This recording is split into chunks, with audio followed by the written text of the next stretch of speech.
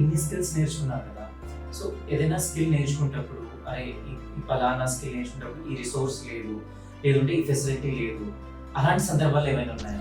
అంతే, ఎక్కడేం ఫెసిలిటీస్ ఉన్నాయి, ఏం లేవు.